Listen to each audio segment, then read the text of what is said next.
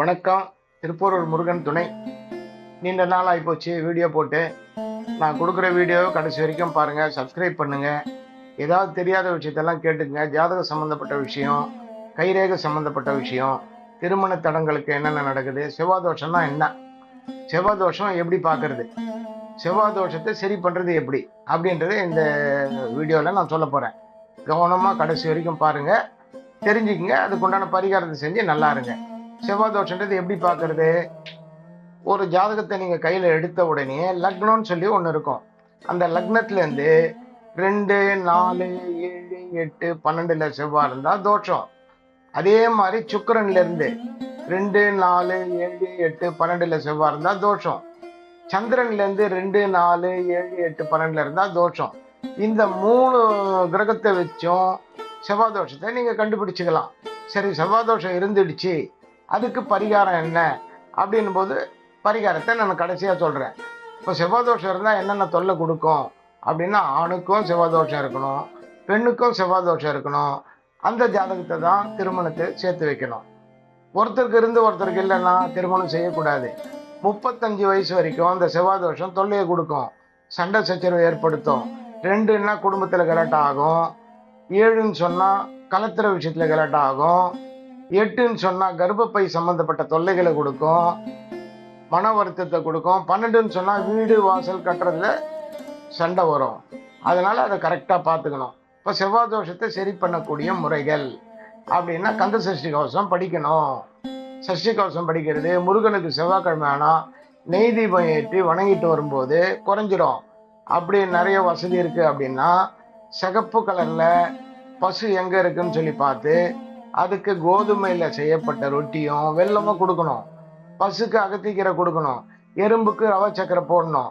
இப்படி போட்டுட்டு வரும்போது அந்த செவ்வாய் தோஷம் நிவர்த்தி ஆகிடும். சர்பது கிரகத்துக்கிட்ட போகக்கூடாது. செவ்வாய் தோஷம்னு சொன்னால் முருகர்கிட்ட போகணும். அப்போ செவ்வாய் சனி சேர்க்கை அப்படின்னா, சகோதரர்களை ஏமாத்திட்டு பூமியில் வந்திருக்காரு, அதனால செவ்வாய் சனி சேர்க்கை இருக்கும். சரி, சூரியனை ஏமாத்திட்டு இருக்காரு, அப்பாவை ஏமாத்திட்டாரு, அப்பாவுக்கு தொல்லை கொடுத்தாரு, சூரியனோட கேது இருக்கும். அப்போ அப்பாவால தொல்லைகள் வந்துக்கிட்டு தான் இருக்கும்.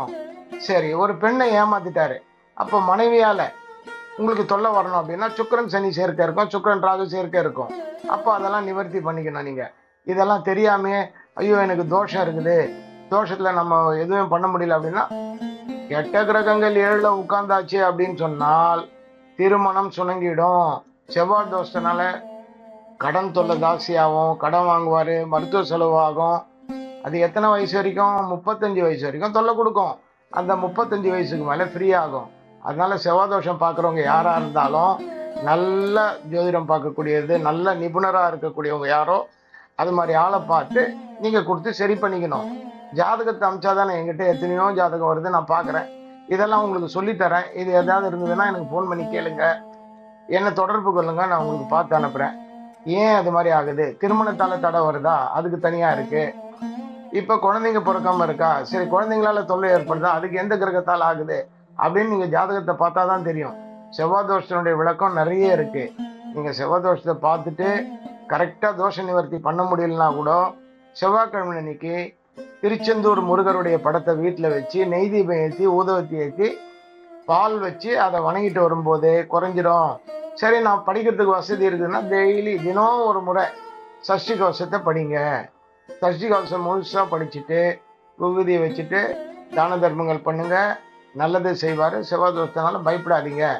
இதுக்கு அடுத்தது நான் அடுத்த எபிசோடில் அடுத்த வீடியோவில் திருமணம் தடைப்படுறதுக்கு காரணம் என்ன, திருமணத்தால் தொல்லை ஏற்படுது அப்படின்றத முழு விவரத்தை சொல்கிறேன். நன்றி, வணக்கம்.